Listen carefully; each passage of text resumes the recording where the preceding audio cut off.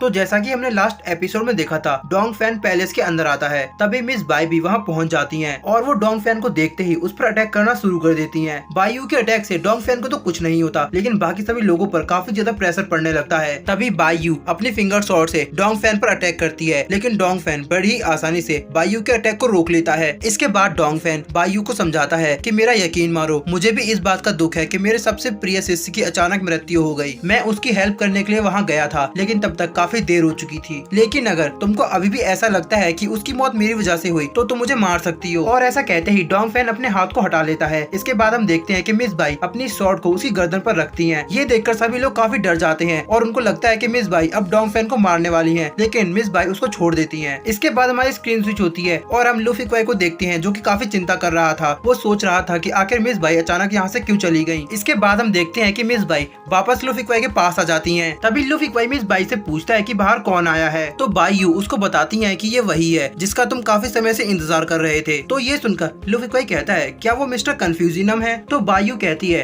कि हाँ ये वही है। तो ये सुनकर लूफी क्वाई बायू से पूछता है कि आप उनके साथ फाइट क्यों कर रही थी? तो बायू उससे कहती है कि अभी तुम्हें जाकर उससे मिलना चाहिए। तभी हम लूफी क्वाई को देखते हैं, जो कि वहाँ से भागता हुआ डोंग फैन के पास जा रहा था। तभी हमारी स्क्रीन स्विच होती है और हम देखते हैं मू जुआन डोंग फैन को अपने साथ एक जगह ले जा रहा था और वो डोंग फैन को बताता है कि आपसे कुछ समय पहले ही जूनियर सिस्टर और मिस बायू यहाँ आई हैं। इसके बाद मू जुआन डोंग फैन को मिस लीना के रूम के बाहर लेकर आता है और बताता है कि ये रूम मिस लीना का है। इसके बाद डोंग फैन मू जुआन से कहता है कि अभी मुझे अकेला रहना है, इसीलिए तुम अभी यहाँ से चले जाओ। तो ये सुनकर मू जुआन वहाँ से चला जाता है। इसके बाद हमारा सीन शिफ्ट होता है और हम मिस लीना को देखते हैं, जो कि अपने रूम में बैठकर कल्टीवेशन कर रही थी। लेकिन कल्टीवेशन करते हुए मिस लीना को काफी ज्यादा प्रॉब्लम आ रही थी। तभी अचानक कोई दरवाजा खटखटाता है। तो मिस लीना पूछती है कि कौन है। तो डोंग फैन पूछता है, क्या मैं अंदर आ सकता हूँ? तो मिस लीना उसे अंदर आने की परमिशन दे देती है। इसके बाद डोंग फैन अंदर आता है और वो मिस लीना से कहता है, बिना अपने टीचर को बताए माउंटेन से नीचे आना तो ठीक था, लेकिन इसके लिए तुम्हें अपने सेकंड ब्रदर की तरह स्ट्रॉन्ग होना चाहिए था। इसके बाद मिस लीना उसको देखती है और वो उसे देखकर पहचान जाती है। इसके बाद डोंग फैन मिस लीना से कहता है कि देखो तुम कितनी ज्यादा वीक हो चुकी हो और तुम्हारी सारी इंटरनल पावर खत्म हो चुकी है। इसके बाद मिस लीना उसको फर्स्ट सर कह के ग्रीट करती है। तो डोंग फैन मिस लीना से कहता है कि अगर तुम्हें चोट लगी है तो तुम्हें झुकने की जरूरत नहीं है। इसके बाद डोंग फैन वहीं बैठकर मिस लीना के लिए दवाई बनाने लगता है। तभी मिस लीना डोंग फैन से कहती है, क्या आप अपना भेष बदलने के लिए मार्शल आर्ट का इस्तेमाल करते हैं? तो ये सुनकर डोंग फैन हंसते हुए मिस लीना से कहता है कि मुझे लगता है कि आप सब जानती हैं। तो मिस लीना कहती हैं कि ऐसा नहीं है, मैंने सिर्फ अंदाजा लगाया था। इसके बाद डोंग फैन उस दवाई में अपनी एक एनर्जी पिल को मिला देता है और वो उस दवाई को मिस लीना को पीने के लिए देता है। तो मिस लीना पूछती है कि ये किस तरह की दवाई है? तो डोंग फैन बताता है कि ये दवाई तुम्हारी सारी इंजरीज को जल्दी ठीक कर देगी। इसके बाद मिस लीना उस दवाई को पी लेती है और वो डोंग फैन से पूछती है कि क्या आपको सच में लगता है कि ये दवाई मेरे घाव को ठीक कर सकती है? असल में मुझे ये चोट फेरी बुक की एक मार्शल आर्ट टेक्निक से लगी है। ये सुनकर डोंग फैन मिस लीना से कहता है कि इस पूरी दुनिया में इस चोट को मुझसे ज्यादा अच्छे से कोई नहीं जानता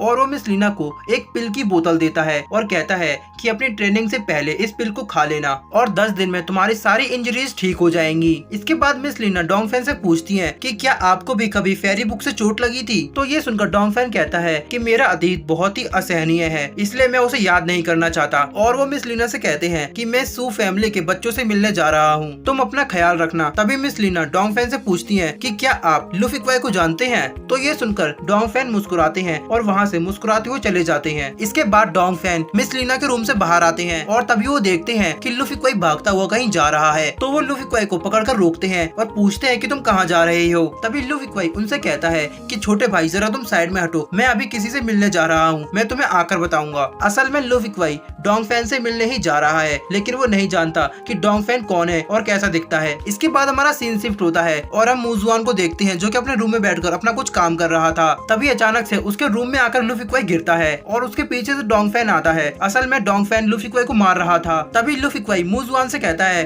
कि ये पागल आदमी कौन है? तो ये सुनकर डोंग फैन मुस्कुराता है और कहता है पागल आदमी। तभी डोंग फैन उससे कहता है कि अगर मैं ये कहूँ कि मैं ही मिस्टर कंफ्यूजिनम हूँ तो तुम क्या करोगे? तो ये सुनकर लूफी क्वाई कहता है कि तुम्हारा कहने का क्या मतलब है? क्या तुम मुझे पागल बना रहे हो? तभी पीछे से मू जुआन खड़ा होता है और वो लूफी क्वाई से कहता है कि ये सच में मिस्टर कंफ्यूजिनम है। तभी वहाँ पर फैन और यूलिंग भी आ जाते हैं और वो दोनों वहाँ आकर डोंग फैन को ग्रीट करते हैं और कहते हैं कि आपने हमें जो भी सिखाया उसके लिए शुक्रिया। ये सुनकर लूफी क्वाई काफी शौक होता है और वो समझ जाता है कि ये सच में मिस्टर कंफ्यूजिनम है। इसके बाद हम फैन को देखते हैं जो कि लूफी क्वाई को इशारा करता है कि वो डोंग फैन को ग्रीट करे। लूफी क्वाई भी फैन के इशारे को समझ जाता है और वो डोंग फैन के सामने झुक जाता है और वो डोंग फैन से कहता है, मिस्टर कन्फ्यूजनम, प्लीज आप मेरे मास्टर को बचाने के लिए मेरी हेल्प करें। तभी डोंग फैन कहता है कि मैं ऐसा नहीं कर सकता। तभी लूफी क्वाई पूछता है कि आप ऐसा क्यों बोल रहे हैं। तभी डोंग फैन कहता है कि तुम सांगली टियानडाओ को काफी अंडर एस्टिमेट कर रहे हो। सांगली टियानडाओ मुझसे भी कई गुना ऊपर है और अब केवल तुम ही हो जो अपने मास्टर को बचा सकती हो।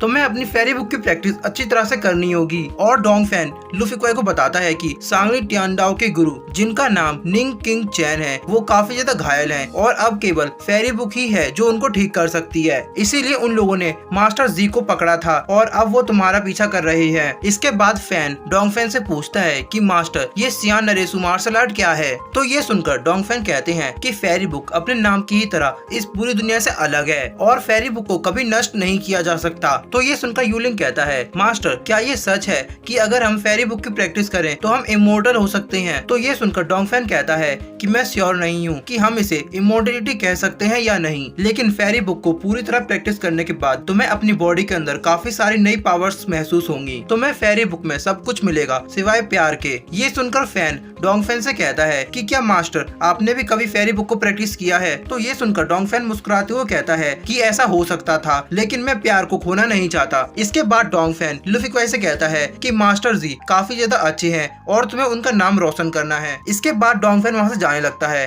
तभी मुजुआन पूछता है कि आप कहाँ जा रहे हैं। तो डोंग फैन कहता है कि यहाँ कोई आने वाला है, मैं उसी से मिलने जा रहा हूँ। इसके बाद हम मुजुआन और बाकी सभी को बातें करते हुए देखते हैं कि ऐसा कौन आ रहा है जिससे मास्टर खुद मिलने जा रहे हैं। इसके बाद हमारी स्क्रीन स्विच होती है और हम एक शख्स को देखते हैं जिसके पीछे कुछ लोग नाव में आ रहे थे और वो शख्स पानी पर चल रहा था और वो कहता है कि मुझे ऐसा लग रहा है मिस्टर कन्फ्यूजनम कहीं आसपास ही है। तभी डोंग फैन कहता है, व्हाइट लॉर्ड, मैं तो यहाँ अपनी सांसें रोककर खड़ा हूँ, फिर भी आपने मुझे महसूस कर लिया। तभी व्हाइट लॉर्ड कहते हैं कि हमारी काफी समय बाद मुलाकात हो रही है और आप अभी भी पहले की ही तरह काफी खूबसूरत लग रहे हैं। इसके बाद हम देखते हैं कि वो दोनों एक दूसरे को ही देखते रहते हैं। इसके बाद हमारा सीन शिफ्ट होता है और हम देखते हैं कि बायू लूफी क्वाई से पूछती है कि मिस्टर कन्फ्यूजनम कहाँ गए हैं। तो लूफी क्वाई कहता है कि हमें नहीं पता, बस उन्होंने कहा था कि वो किसी से मिलने जा रहे हैं। तभी बायू कहती है कि मुझे लगता है कि वो जरूर व्हाइट लॉर्ड के पास ही गए होंगे और वो लूफी क्वाई से कहती हैं कि मैं अभी जा रही हूँ, तुम लोग मेरा पीछा मत करना। तभी लूफी क्वाई पूछता है कि बायू आप कहाँ जा रही हैं। बायू का नाम सुनकर यूलिंग और फैन दोनों ही काफी ज्यादा शौक होते हैं और कहते हैं कि बायू तो सॉर्ड इमोर्टल फेरी का नाम था। तभी मुजुआन बताता है कि ये वही है। तभी बायू भी कहती है कि हाँ मैं वही हूँ। इसके बाद बायू लूफी क्वाई से कहती है कि मुझे अभी यहाँ से जाना होगा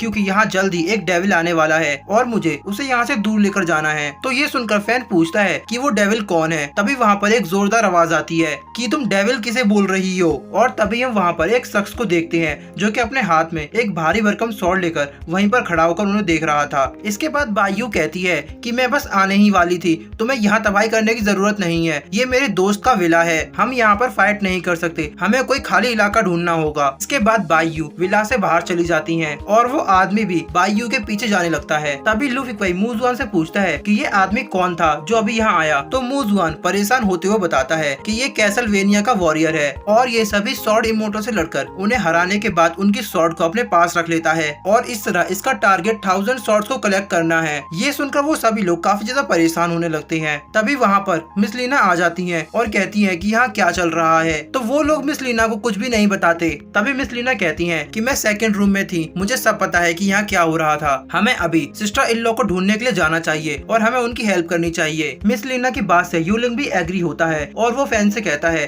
कि हमें अभी निकलना चाहिए। इसके बाद हमारा सीन शिफ्ट होता है और हम देखते हैं कि वो सभी लोग अपनी गाड़ियों में बैठकर बायू को ढूंढने लगते हैं। तभी लूफी क्वाई फैन से कहता है कि हमें एक प्लान बना लेना चाहिए। तो फैन कहता है कि हम इसके बारे में चलते हुए सोच लेंगे और इसी के साथ हमारा आज का ये एपिसोड यहीं एंड हो जाता है। तो फ्रेंड्स, अगर आपको ये सीरीज पसंद आ रही है तो 5K लाइक और 200 कमेंट का टारगेट पूरा कर देना।